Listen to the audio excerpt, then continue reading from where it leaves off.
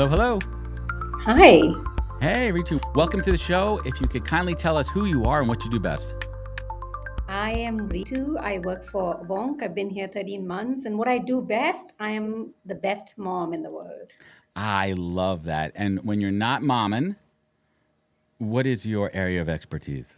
I work in HR tech space. I've spent my entire career at the intersection of HR tech, data, and equity or diversity. I heard a lot of that this morning, helping companies build smarter, fairer ways to hire and grow and develop talent. And I'm Fantastic. excited to be here this morning. Yeah, and tell us a little bit about VONQ for folks out there who are not familiar. VONQ has evolved. We've been in existence for about 19 years now, essentially very much in the space of recruitment agency in terms of a recruitment marketing agency, and have really shifted our focus to a recruitment marketing automation platform. I love it. So let's dig in here a little bit. Obviously, AI, we can't get AI out of our heads. We can't, stop talking about it. But you guys recently launched a CPA Plus model, which is AI powered model that delivers, let's talk about it, parse, ranking candidates.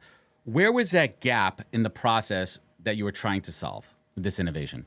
So, what does LinkedIn CPA Plus mean for us? It's our next generation AI powered hiring model, now live in Jazz HR and Lever ATSs. And it really flips the script on outdated pay per click recruitment, Adam. So instead of paying for traffic of ad views, you only pay for fully passed, pre screened, AI interviewed, and ranked candidates, each one matched to your criteria or based on that job description, and delivered with a detailed dossier, including structured interview transcripts and scoring. So these are the people who are qualified, interested, relevant, available, and already engaged to ready to go hiring. So let's pause there and unpack that a little bit. Who are the typical types of clients? We don't have to mention any names here. Types of verticals, and what level of employees or candidates, I should say, are open to doing an AI first interview? And I want to talk about the resistance and feedback they've gotten through the process.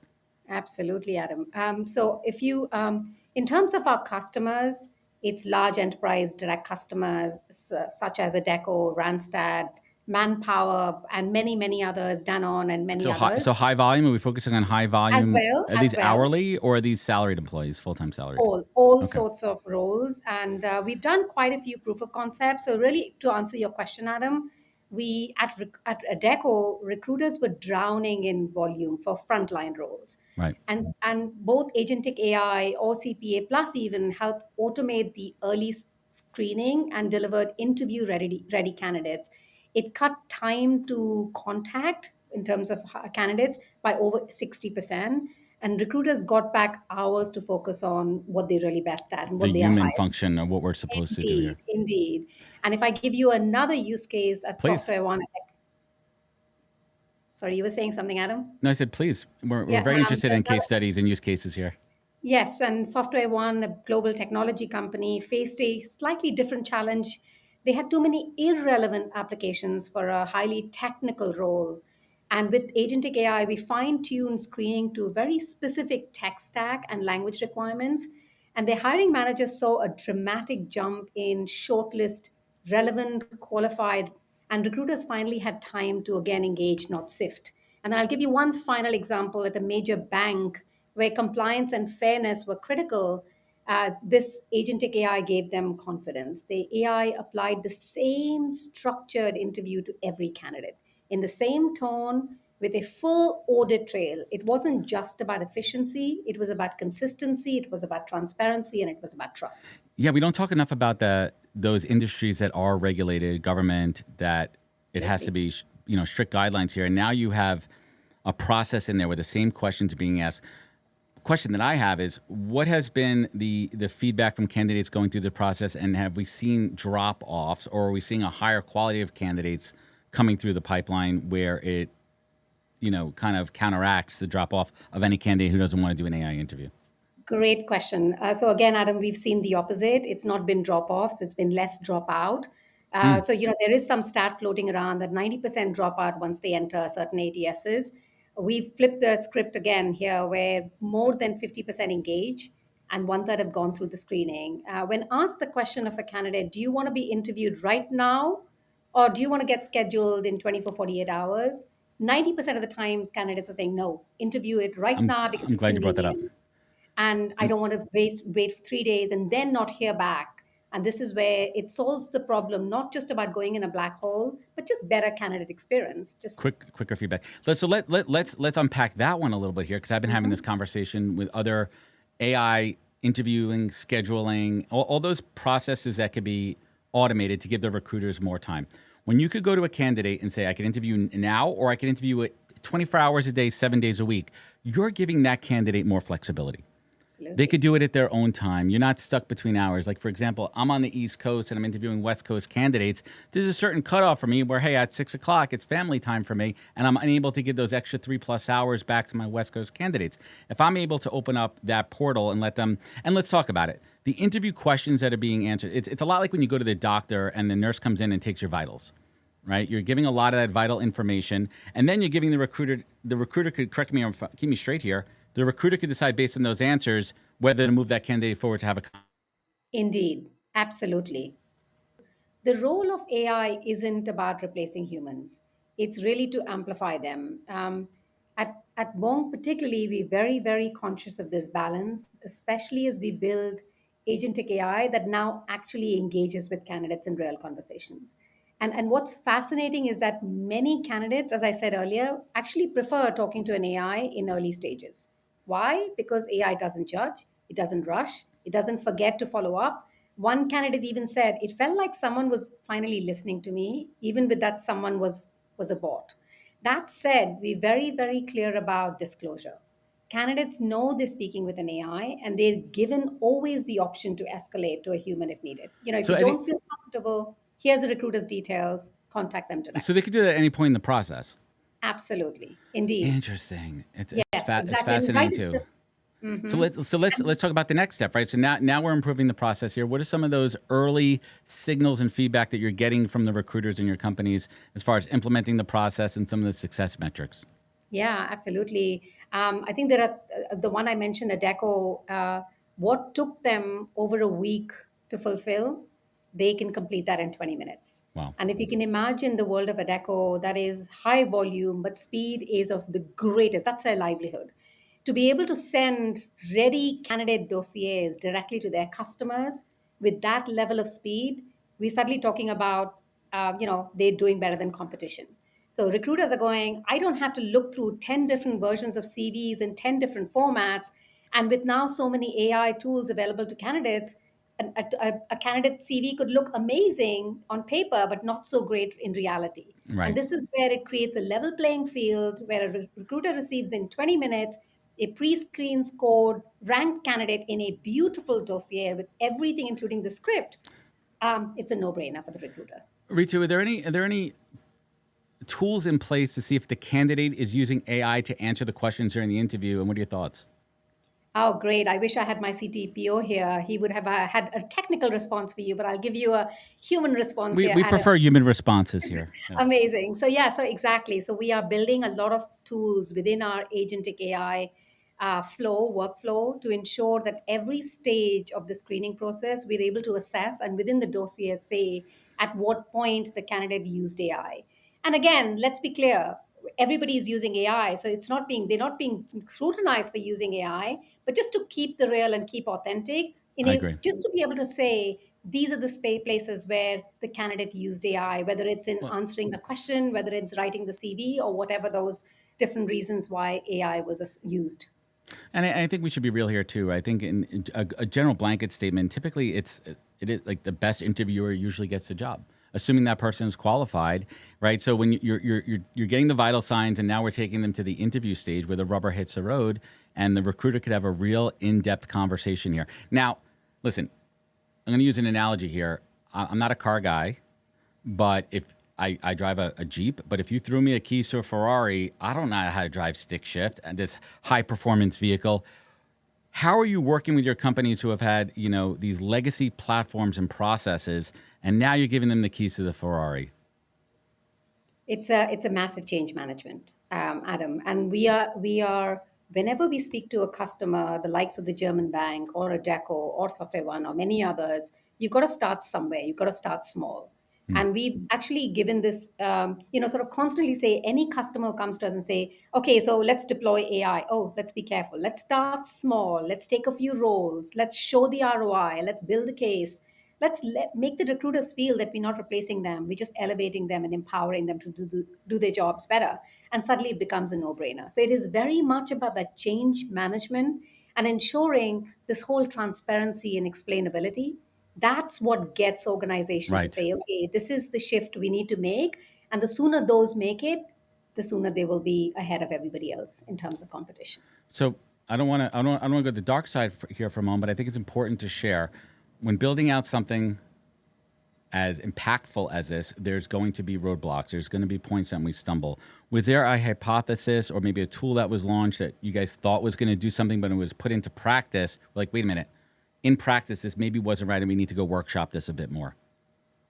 Well, yes, absolutely. And I think it was less about it didn't work or worked well.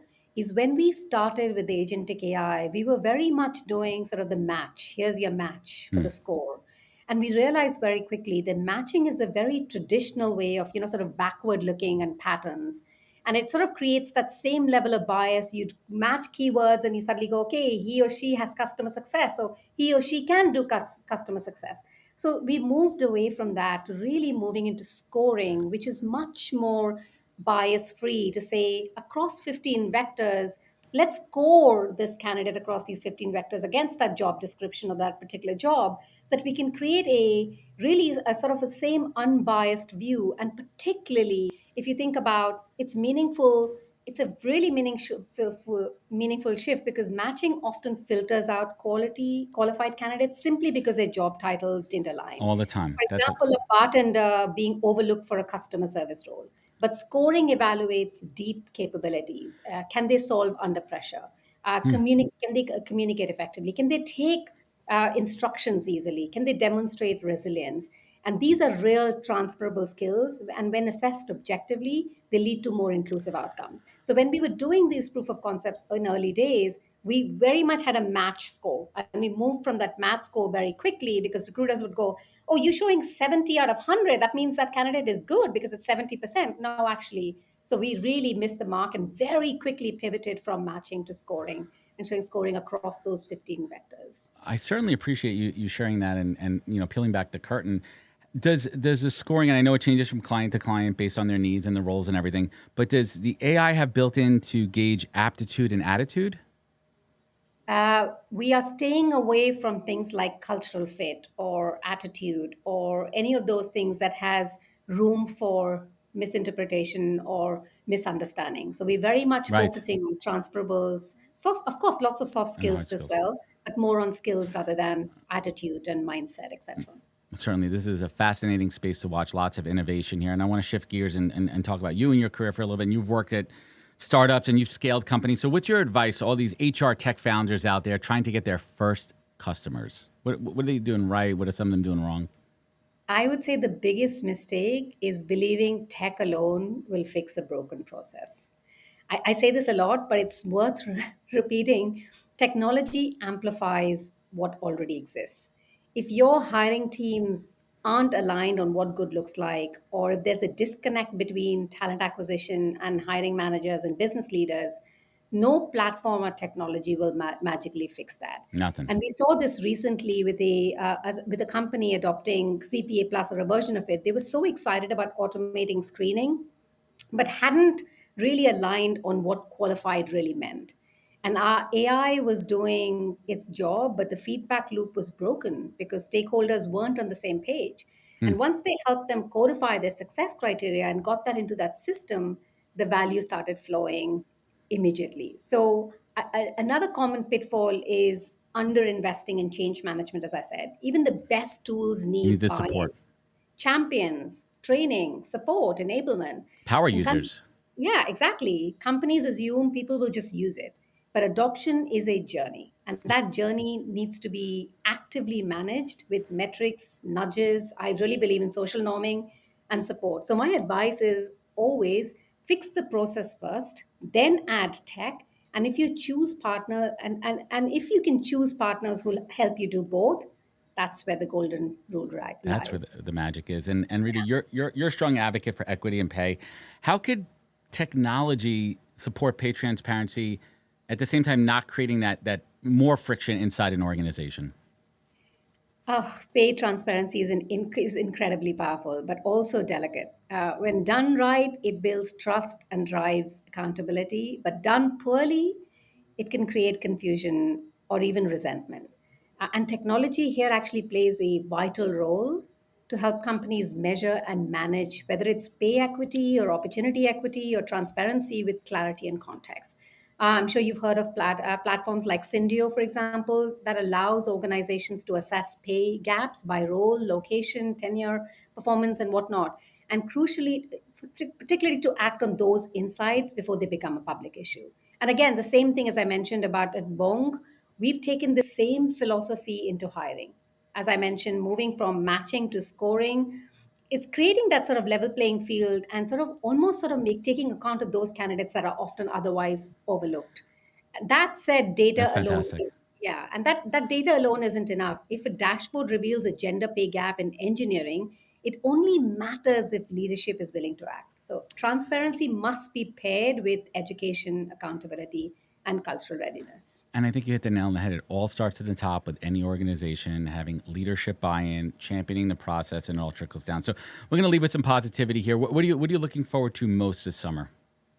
Definitely taking a holiday. I turn the big 50, so No definitely taking way. something off. But other than that, as I mentioned, we've just rolled out CPA Plus with a LinkedIn product and Jazz and Lever. And there are quite a few other launches coming out soon. So the link, so of course, if I've started following you, you'll see a lot of my LinkedIn posts. But so I hope you don't hate me for it. There'll be loads of announcements about No, we need launches more and whatnot. information, So more I'm good very stuff. excited. Well, we Very, very. appreciate you and the team and everything that you're building there. This is exciting. Where could folks find you? Where could they connect? Where could they learn more? Best place to find me is on LinkedIn.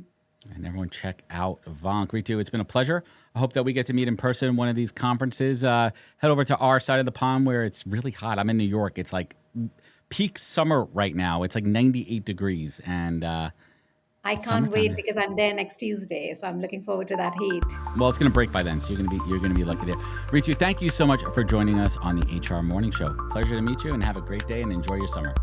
Thank you, Adam. See you soon. Take care. Thanks, guys.